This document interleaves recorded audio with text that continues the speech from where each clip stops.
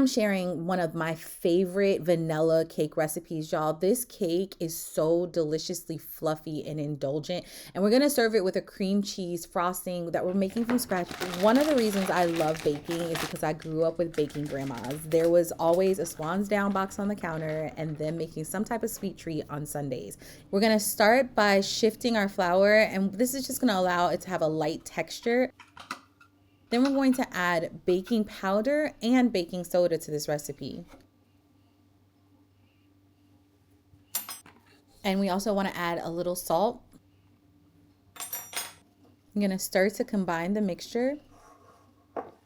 Set aside your dry ingredients for later. Next, we're going to take softened room temperature butter and add it to our mixer.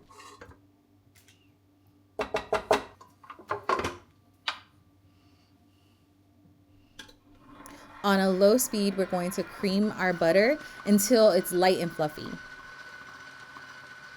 Next, we're going to add in a stick of softened cream cheese.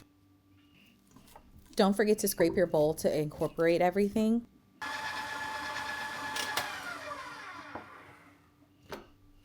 Now we're going to slowly incorporate our sugar.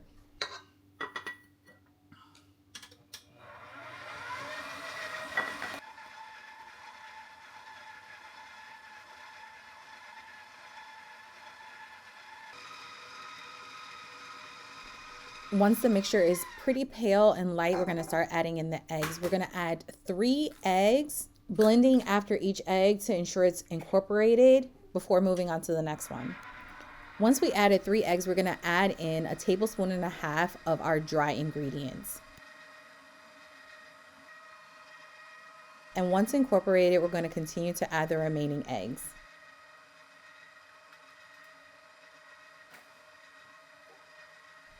Next, we're going to add in our vanilla. And I also love adding a little bit of almond, especially if I'm not going to frost the cake.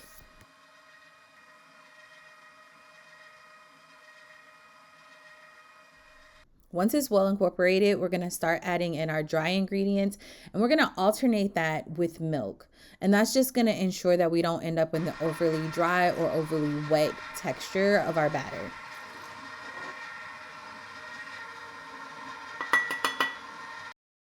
Now, this is the key. We need a well floured and buttered pan. You do not want to put this in with any spots showing because your cake is going to stick.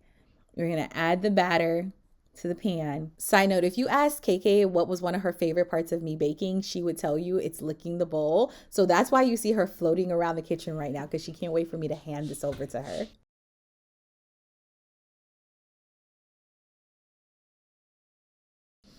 After a little shimmy, right into the oven we go.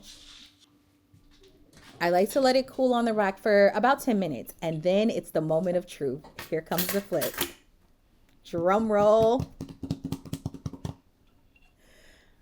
Voila! Perfection. I am not the best froster, but what I will say is using a piping tip to get the frosting onto the cake was pivotal because it's a cream cheese frosting. You really don't want it to slop all over the place. So keeping it in the bag and keeping it in a cool place like the fridge until I was ready to use it was a great idea. Oh my gosh, I just remembered I didn't record me making the frosting. Okay, I will add that note down in the bottom.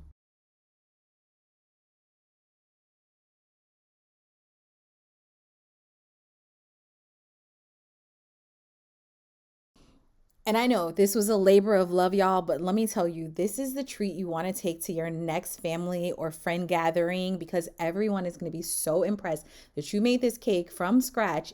And it is so delicious, y'all, especially warm. This is one of those cakes that you want to pop in the microwave for a couple of seconds just to warm it up, and it's just going to melt in your mouth.